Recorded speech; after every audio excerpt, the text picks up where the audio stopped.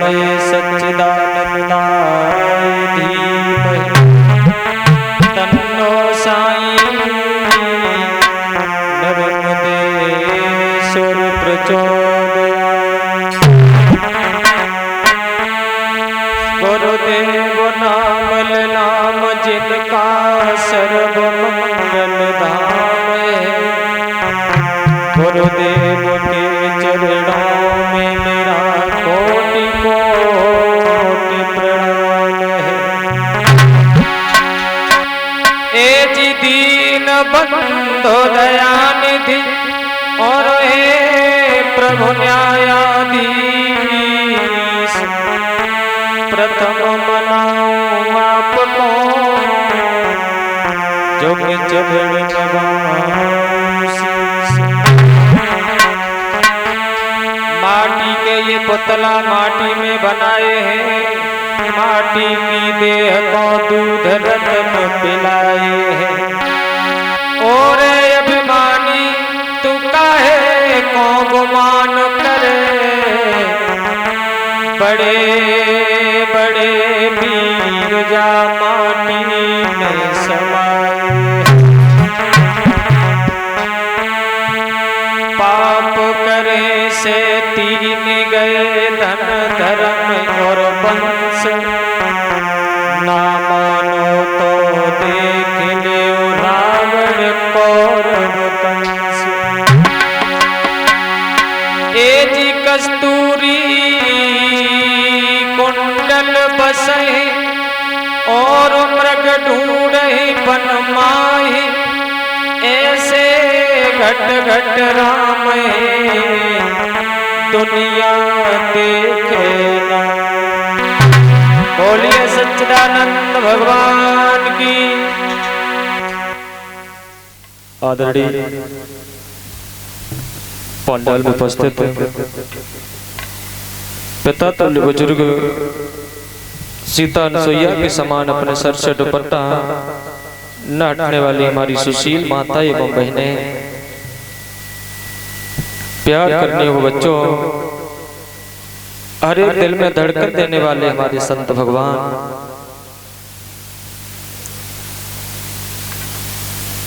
यहाँ आपके पावन पवित्र गांव अहमदपुर में श्रीमद् भागवत सप्ताह ज्ञान को चलते जो आज 5वां दिन है, बड़ी ही रसमयी सुंदर गाथाओं को श्रवण करते चले आ रहे हैं। जो बेटा कृष्णा के सौजन्य से ये अनुष्ठान रखा गया, जिनके आधार से ये भगवान की कथा सुनने का अवसर प्राप्त हुआ।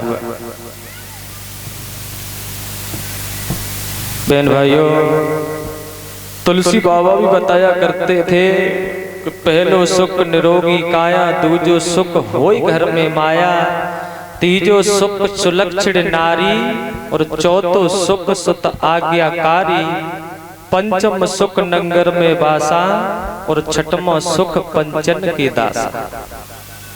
आदमी के पास पैसा हो अन्यथा न हो, घर मकान हो अन्यथा न हो, अगर उसके शरीर में अगर कोई रोग नहीं है, कोई विकार नहीं है, तो उससे बड़ा धनवान कोई व्यक्ति और नहीं है। तो आइए थोड़ी देर देखते हैं भक्त और भगवान के बारे में, जो बहुत सुंदर प्रसंग चल रहा है सूर्यवंश में। मर्यादा पुरुषोत्तम श्री राम का अवतार क्यों हुआ,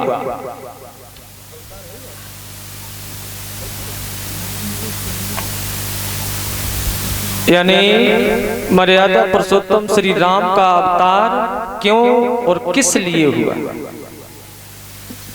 व्यास नंदन सुखदेव ने बताया है कि एक बार कैलाश पर्वत पर बैठे थे, तो बताया है भोले बाबा कथा सुना रहे थे। देवऋषि नारद को घमंड हुआ कि मैंने तपस्या की, और जब ज्यादा घमंड हुआ तो भगवान नारायण के पास गए। तो नारायण ने ये बोल दिया कि कोई बात नहीं, जो घमंड भरी बात तुमने हमसे कही तो अच्छी बात नहीं है, तुम्हारा ये घमंड दूर करेंगे। कहा शिव जी ने ये मना कर दिया था, भोले बाबा ने ये मना किया था कि भोले बाबा ने ये कि देवऋषि नारद ये बात तुमने हमसे कही सो कही, लेकिन भगवान नारायण से मत कहना। नारद हमेशा गुटैया टार रहे।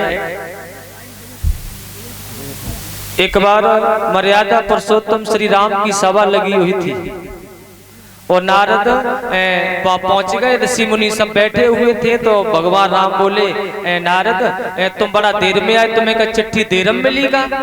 बोले नहीं नहीं, चिट्ठी तो हमें समय से मिल गई, लेकिन हमारा काम है ना जाओ की बावर की जाओ करीब गवर्नमेंट को लज गए ताश नहीं आ पाए। हम सोची नहीं कि लड़ाई करवाए देते, लेकिन ना हो पाई। वैसे जहां तक हमारी चलती है घर में हम लड़ाई तो करवा देते। मर्यादा पुरुषोत्तम श्री राम बोले, नारद तुम हर किसी के घर में जो अज्ञानी लोग हैं उनके घर में तुम लड़ाई करवा देते होगे, लेकिन जो ज्ञानी पुरुष है उनके घर में तुम लड़ाई नहीं करवा पाओगे। नारद बोले ठीक है, तो हमारी तुम्हारी रही। अब नारद ने राम से कही कि हमारी तुम्हारी रही लड़ाई, हम तुम्हारे घर में करवाएंगे। बोले कितने दिन तक? बोले 6 दिन के अंदर लड़ाई करवा देंगे तुम्हारे घर में। नारद को श्राप लगा हुआ है कि 2 घड़ी से ज्यादा कहीं ठहर नहीं सकते। तो नारद वहां से गए तो सामने से जो अंग्रेजी में बोलते हैं गिफ्ट यानी पुरस्कार लेकर के एक राजा साल्व आ रहे थे, जो उसी अयोध्या के थे, लेकिन वो छोटे राजा थे।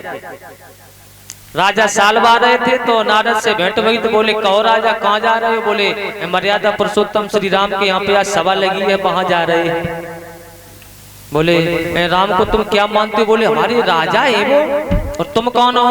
तो बोले हम छोटे राजा हैं और वो चक्रवर्ती सम्राट राजा हैं, इतना ही अंतर है। तो राम को मानते कितने हो? बोले बहुत मानते हैं। और राम तुम्हें कितना मानते हैं? बोले बहुत मानते हैं। तो जब राम को तुम मानते हो, फिर ये ब्राह्मणों को क्यों पूजते हो, बामन को क्यों पूजते हो, उनके क्यों पैर छूते हो? राजा साल बोले तो ठीक है, आज के बाद हम नहीं पूछेंगे, कि नहीं तो हम पैर छुएंगे, नहीं पूजेंगे। सभा में पहुंचे, वो पुरस्कार ले जा करके वो बैठ दिए मर्यादा पुरुषोत्तम श्री राम को, उनके पैर छुए और राजा साल में बैठ गए। बगल में बैठे गुरु वशिष्ठ, उनके पैर नहीं छुए। और जब वशिष्ठ के पैर नहीं छुए, सोई नारद फिर आए और कानम बोले, कहो गुरु वशिष्ठ जी, अब कहो राम के दरबार में तुम्हारा अपमान होने लगा। वशिष्ठ बोले, ऐसा कैसे हो सकता है जो राम के दरबार में और मेरा अपमान नहीं? नारद तुम ये तो गलत बोल रहे हो। बोले तुम्हारे सामने की और अभी अभी की बात है। राजा साल्व आए, राम के पैर छुए, लेकिन तुम्हारे पैर छुए?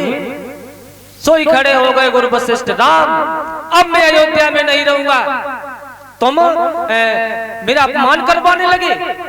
राम कहने लगे, तुम्हारा अपमान करने वाला मेरे सामने अगर बच के निकल जाए, ऐसा हो ही नहीं सकता। राम राज्य में, राम के दरबार में और राम के राज्य में पिता यानी पुत्र पिता के सामने नहीं मरा है। राम राज्य में पिता के सामने कोई पुत्र नहीं मरा है, यही कहते हैं राम राज्य। गुरु वशिष्ठ बोले, अब हम नहीं रहेंगे, हम जाएंगे। बोले किसने अपमान किया? राजा साल्व ने। रामचंद्र कहने लगे, चिंता मत करो, हम राजा साल्व को नहीं छोड़ेंगे और शाम तक उसका वध कर देंगे। राजा साल्व ने जैसे ही सुनी, सो राजा साल्व भाग दिया। बोले अब राम जब मारेंगे तो फिर बचवैया को है दुनिया, भागत जा रहे राम पीछे पीछे, वो भागा भाग। नारद फिर पहुंचे, कहाँ जा रहे हैं? तुमने बात को ऐसे बड़ो बतोड़ बनवाए दो नारद, अब कोई बचवैया ना आए। बोले है, हम बता रहे हैं तुम्हें, एक अंजनी के पुत्र हैं महावीर बजरंगबली, तुम वहां चले जाओ, वो बचा लेंगे। तो राजा सालो भागी, बजरंगबली तो नहीं मिली, अंजनी मैया मिली गई। सो पैर पकड़ के और बैठ गए। राजा साल बोले, मैया आज हमें बचा लो। बोले पहले बात तो पूरी बताओ। बोले नहीं नहीं मैया आज हमें बचाओ।